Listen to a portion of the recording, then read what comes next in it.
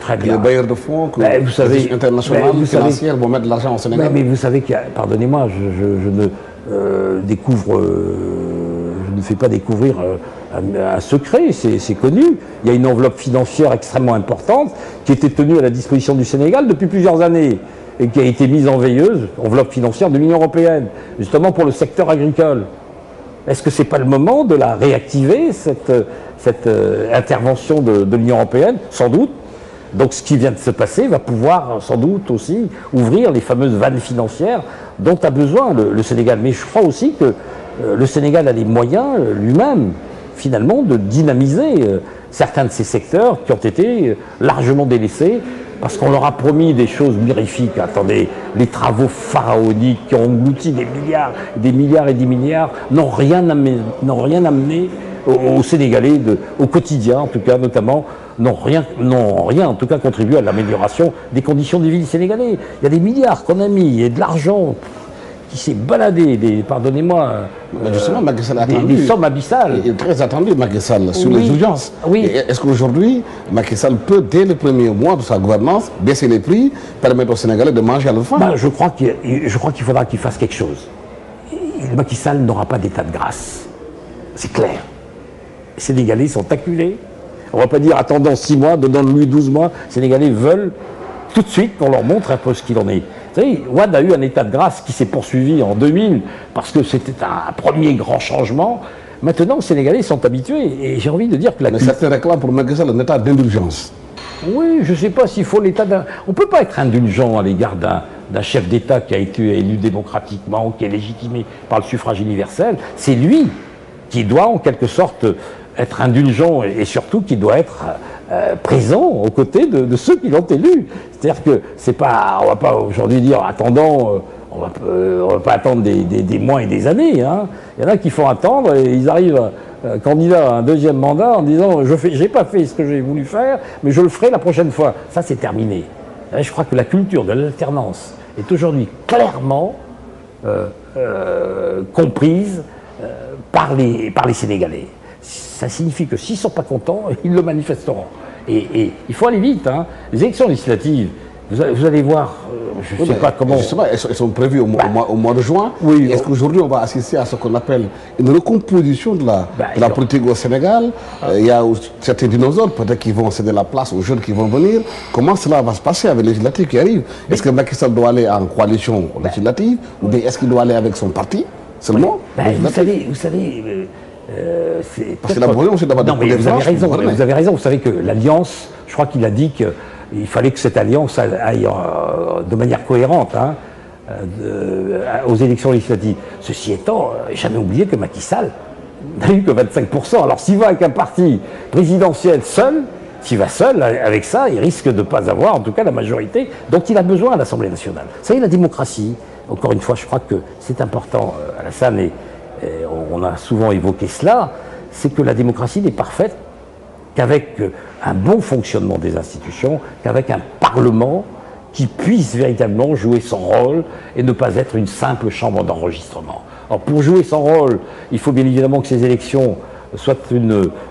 comment dirais-je, un instrument, ou ces élections soient législatives, un instrument de légitimation des élus du peuple, qui seront beaucoup plus à même, bien évidemment, aussi au quotidien, de faire remonter les demandes des Sénégalais. Vous voyez, je veux dire, et Macky Sall a besoin aussi d'une majorité.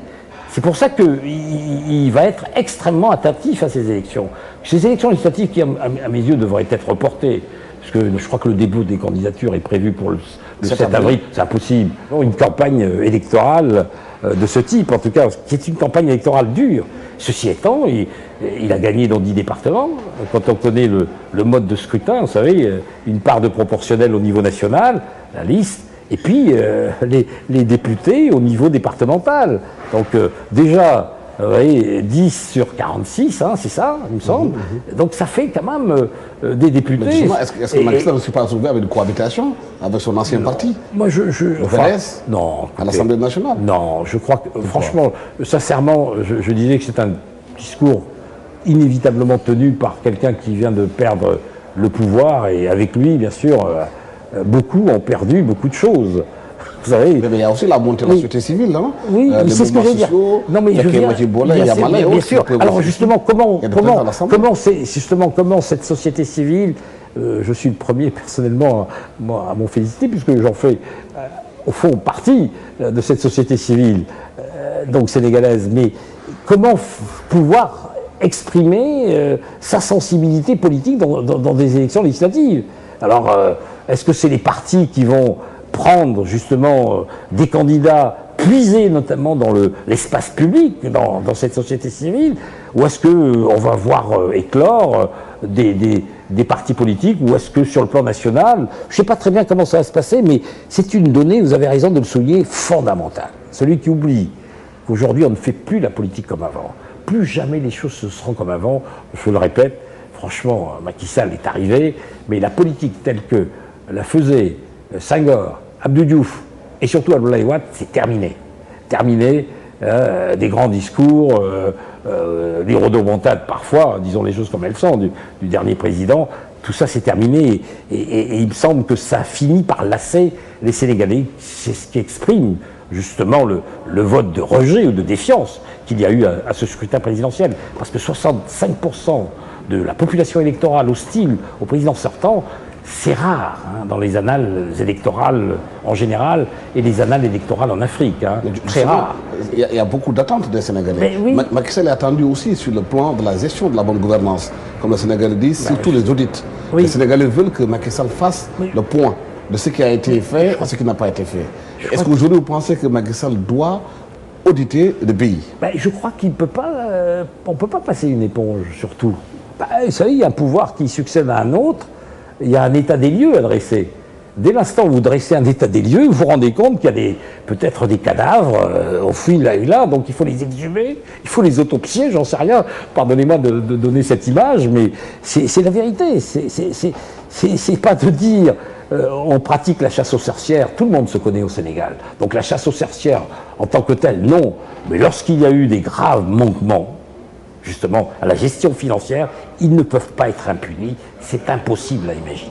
C'est impossible à imaginer.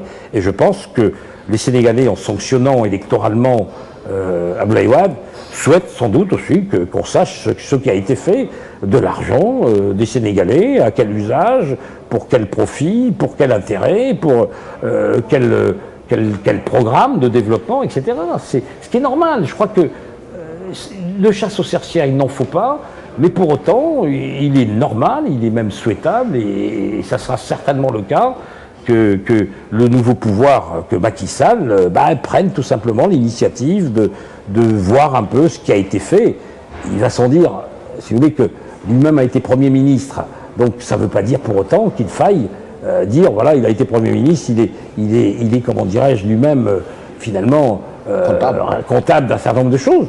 Et je crois que la sincérité du vote qu'il y a eu, peut-être, doit conduire de manière très aisée Macky Sall à dire mais on va tout mettre sur la table. On va tout mettre sur la table et on se rendra compte, c'est mon opinion personnelle, c'est qu'au fond les premiers ministres sous Wade n'étaient que des petits exécutants et qu'en réalité ils étaient à peine les coordonnateurs de l'action gouvernementale et certainement pas les premiers des ministres. Donc bon. Oui, mais déjà, le président Abdoulaye Wade défend son fils Karim Wade en disant qu'il n'a rien fait, il n'a rien géré. Oui, il n'a rien géré, c'est ce qu'il dit. Justement, peut-être qu'il faudra voir ce qui a été fait. Il faudra voir ce qui a été fait. Encore une fois, je pense qu'il faut éviter qu'on poursuive, harcèle de manière totalement, comment dirais-je, de manière désordonnée. Tout ça doit reposer sur des cheminements très sérieux. S'il le faut, des cheminements judiciaires, des cheminements juridiques. Vous savez, il y a de bonnes inspections au Sénégal. On peut très bien avoir une inspection, ce qui est normal. Ce qui est normal. Je crois qu'il n'y a pas de revanche. Je crois qu'il faut éviter la revanche. Les Sénégalais n'aiment pas ça. Vous savez, c'est un peu sentiment. Il y a des sentimentaux là-dedans. Donc il y a des sentiments qui jouent et au fond, on se dit, bon, voyons un peu, mais ceci étant, la gestion de l'État mérite autre chose que des sentiments, mérite donc du sérieux, mérite aussi peut-être qu'on utilise les moyens qu'offre justement l'État de vérifier justement la gestion du pays pendant X années, et en particulier la gestion par le pouvoir précédent, par l'équipe sortante. Aujourd'hui, Abdoulaye Wade a été battu. Quel peut être l'avenir du Parti démocratique sénégalais qui a quand même marqué le Sénégal? Pendant 26 ans, Abdoulaye a été opposant, 12 ans au pouvoir. C'est un parti qui est ancré dans la vie politique sénégalaise. Depuis 1974, Abdoulaye Wade, et avant 1974, Abdoulaye Wade faisait de la politique, mais il faisait de la politique de manière, comment dirais-je, un peu individuelle. Vous savez, Wade a toujours été quelqu'un de très individualiste. On le sait, quand il dirige le parti, c'est lui le chef. Tout le monde sait, Farangay, malheureusement, paix en son âme, n'a pas existé, le numéro 2 du parti. Les numéros 2 du parti qui lui ont succédé ont disparu complètement. Avec Wade, il ne faut pas qu'une tête dépasse la sienne. Alors, si tant est que vous leviez la tête, il prenait soin, et de manière parfois brutale et grossière, pardonnez-moi, de la rabaisser. Donc, est-ce que aujourd'hui le Parti démocratique sénégalais va véritablement subsister et comment dirais-je, surmonter l'échec électoral? Certainement. Mais vous savez, le PDS a recueilli, quand il a pris le pouvoir en 2000, beaucoup de transhumants. Beaucoup de vieux chevaux de retour sont allés paître du côté du parti au pouvoir. Ils en ont d'ailleurs été les principales victimes par la suite de ce pouvoir, beaucoup d'entre eux. Et en sens inverse, aujourd'hui, vous allez avoir des transhumants. Est-ce que Macky Sall peut faire face à ces transhumants? Les transhumants du PDS, est-ce qu'ils empêcher de venir travailler avec lui? Parce que ces transhumants aussi, quelque part, c'est des porteurs de voix dans nos localités, qui ont des moyens aussi pour faire de la politique. Oui, mais vous savez, Alassane, quand vous êtes au pouvoir, vous avez les moyens. Et quand vous menez des campagnes électorales, notamment lors des législatives, quand vous êtes à la tête de l'État, les moyens sont plus faciles à obtenir et plus faciles à utiliser. Parce que on promet, etc., etc. Mais quand vous n'êtes plus au pouvoir, quand vous êtes dans l'opposition, la partie est beaucoup plus difficile.